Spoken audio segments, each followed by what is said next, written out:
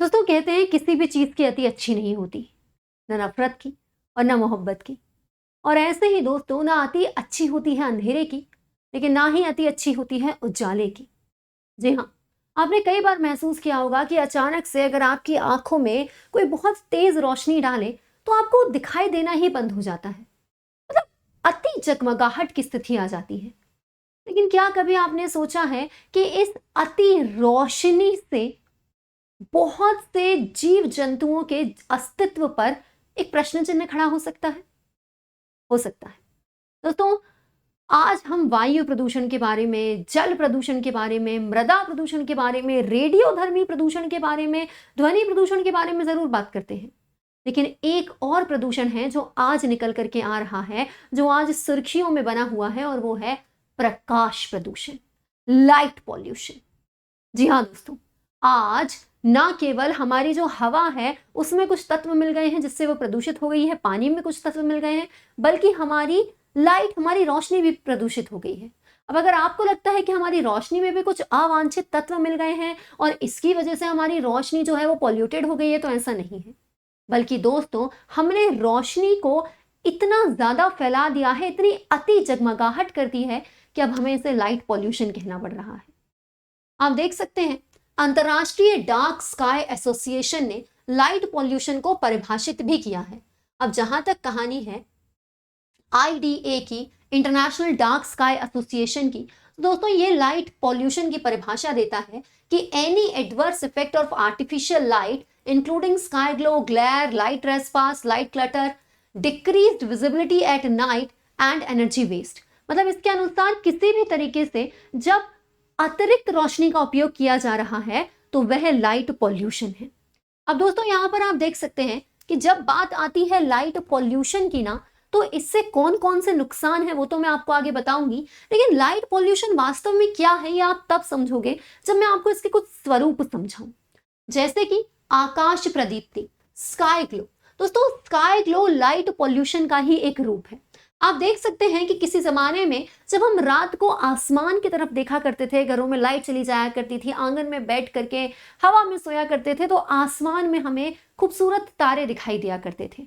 हमारे पेरेंट्स की जो जनरेशन है उन्होंने बहुत ही अच्छे तरीके से मिल्की वे को भी देखा है। हालांकि कई बार हम नहीं पहचान पाते थे कि ये मिल्की वे है, लेकिन वह आसानी से दिखाई देती थी।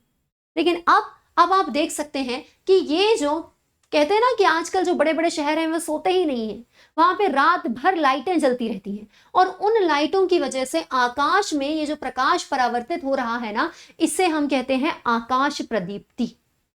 इसके बाद आप देख सकते हो आकाश प्रदीप्ति उस चमक प्रभाव को संदर्भित करती है जिसे आबादी वाले क्षेत्रों में देखा जा सकता है। जैसे कि सिंगापुर, इस दुनिया में सबसे ज्यादा लाइट पॉल्यूशन का अगर आपको एग्जांपल देखना है तो आप सिंगापुर में देखिए।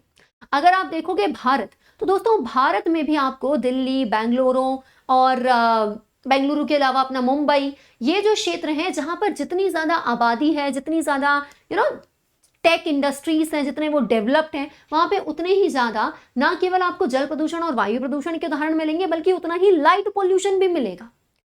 आकाश प्रदीप्ति के अलावा चमक, यहाँ पे जानबूझ करके मैंने आपके सामने इस तरीके की स्लाइड बनाई है कि ये कुछ शब्द आपको दिखाई नहीं दे रहे हैं। आकाश प्रदीप्ति में हमने देखा कि आसमान में ज्यादा लाइट पहुंच गई। चमक में क्या होता है कि यहां पर कई बार हमें जिस रोशनी की जरूरत नहीं है, अचानक से वो हमारी आंख में पड़ रही है, इसे कहते हैं ग्लेयर। से होता ना एंटी ग्लेयर चश्मे आते हैं, आप एंटी ग्लेयर चश्मे को लगाइए और फिर लाइटें आपको इस तरीके से दिखाई देंगी, आंखों में लाइट चुभेगी नहीं। तो इस तरीके से जहां पर रोशनी नहीं है उस तरीके की लाइट को फैलाना, यह है ग्लेयर। फिर एक आता है प्रकाश अतिचार। दोस्तों ये एक बहुत अच्छा उदाहरण है। आप देख सकते हैं कि अगर आपको किसी जगह पे लाइट देनी है तो भाई जहां पे आपको फोकस करना है, जहां रोशनी पहुंचानी है वहां दो ना। जैसे इस तरीके का लैंप लगाया है, ऊपर किसको लाइट दिखानी है तुम्हें? एरोप्लेन को, भाई पायलट के पास है अपनी लाइट, इसके अलावा किसको लाइट दिखा रहे हो तुम? उल्लू को। फिर आप देख सकते हैं ये भी गलत है, ये ठीक ठाक है। सबसे सही है ये, जब आपने सड़क पे चलने वाले लोगों के लिए लैंप लगाए हैं तो ऐसे लगाइए ना, क्योंकि अगर आप इस तरीके का प्रकाश फैलाएंगे जो कि अवांछित है तो फिर इसे हम कहेंगे लाइट ट्रेसपास, इसे हम कहेंगे प्रकाश अतिचार। और फिर लास्ट में आती है अति जगमगाहट। जो आपने शादी पार्टीज में काफी देखी होगी। जितनी रोशनी की जरूरत नहीं है उतनी लाइटें जला रहे हैं, इसे कहते हैं अति जगमगाहट। और ये सब के सब प्रकाश प्रदूषण के एग्जाम्पल हैं। अब आप कहेंगे इससे नुकसान क्या है, तो दोस्तों इससे नुकसान हर तरीके के जीव को है। फॉर एग्जाम्पल ये है डंग बीटल, जैसे आप हिंदी में कह सकते हो गोबर का कीड़ा। दोस्तों ये जो डंग बीटल है ना, ये क्या करता है, ये गोबर के ऐसे छोटे छोटे टुकड़ों को ऐसे लुढ़का करके लेके जाता है, सीधी लाइन में चलता है। अब सवाल उठता है कि ये किस तरीके से अपना रास्ता पहचानता है। तो दोस्तों ये जो डंग बीटल है ना, ये आकाश गंगा को देख करके, ये मिल्की वे को देख करके अपना रास्ता पहचानता है। मिल्की वे जिस तरीके से एक रेखा में इसको दिखाई देती है वैसे ये चलता है। अब लाइट पॉल्यूशन की वजह से, क्योंकि इतनी ज्यादा लाइट है, मिल्की वे दिखाई नहीं दे रही है, तो डंग बीटल को मिल्की वे दिखाई नहीं देगी, वो सीधा नहीं चल पाएंगे, खाना प्राप्त नहीं कर पाएंगे, मर जाएंगे। और आप कहेंगे इससे डंग बीटल मरेंगे। एक बात तो आप बहुत अच्छे से जानते हैं कि अगर हमारे पारितंत्र में एक भी जीव विलुप्त होता है तो उसका असर पूरे पारितंत्र पे होता है, पूरे इकोसिस्टम पे होता है। इसके अलावा दोस्तों सिर्फ यही नहीं, ऐसे और भी जानवर हैं, कुछ पक्षी भी ऐसे हैं, और हमारे जो ऑलिव रिडले कछुए हैं वो भी इस तरीके से, जैसे ही वो अपने अंडों में से निकलते हैं और प्रकाश प्रदूषण से शहरों की तरफ बढ़ते हैं तो उनकी भी मौत का ये कारण बनता है। क्या इससे सिर्फ जीव जंतुओं को नुकसान है, हम इंसानों को कोई नुकसान नहीं है? कौन कहता है? दोस्तों आप सर्कैडियन रिदम के बारे में जानते होंगे। 2017 में जो नोबेल प्राइज मिला था साइकोलॉजी में, आप देख सकते हैं ये सर्कैडियन रिदम को परिभाषित करने वाले इन 3 वैज्ञानिकों को मिला था। सर्कैडियन रिदम मतलब कि हमारा जो शरीर है ना, ये 24 घंटे की एक लय का पालन करता है। हमारे शरीर में जो नींद के हार्मोन हैं वो कहीं ना कहीं अंधेरे को देख करके जल्दी जागते हैं।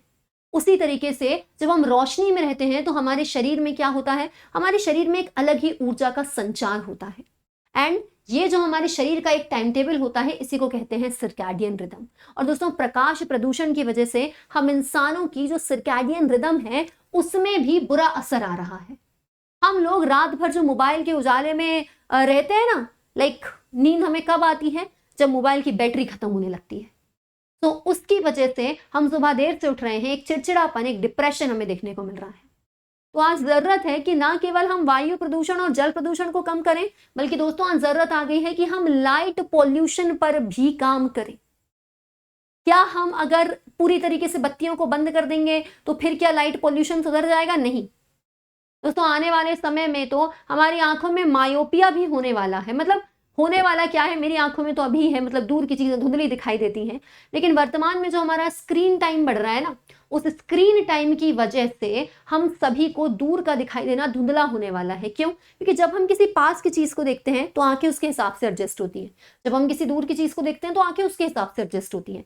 लेकिन लगातार जब हम किसी पास की चीज को घंटों तक देखते रहते हैं ना, तो उससे हमारी जो आंखें हैं वो उसी तरीके से सेट हो जाती हैं और फिर दूर का दिखाई देने में तकलीफ होती है।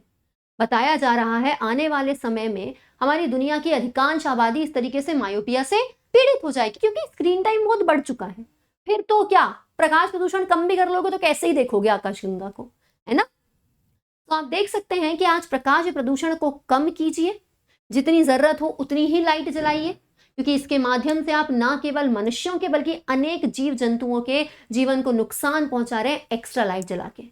और बिल आ रहा है वो तो फिर बात अलग ही है ना? चलिए, सो आई होप कि आपको प्रकाश प्रदूषण के बारे में समझ में आया होगा। अगर आप अनअकैडमी प्लस पे मेरे साथ पूरा geography, environment and ecology cover करना चाहते हैं तो आप जानते हैं कि आपको अनअकैडमी का सब्सक्रिप्शन लेना है, जहां पे डिस्काउंट कोड जो आप हमेशा उपयोग करेंगे वो होगा अपूर्वा23। इसको लगा डाला तो लाइफ चिंगा लाला, APOORVA23।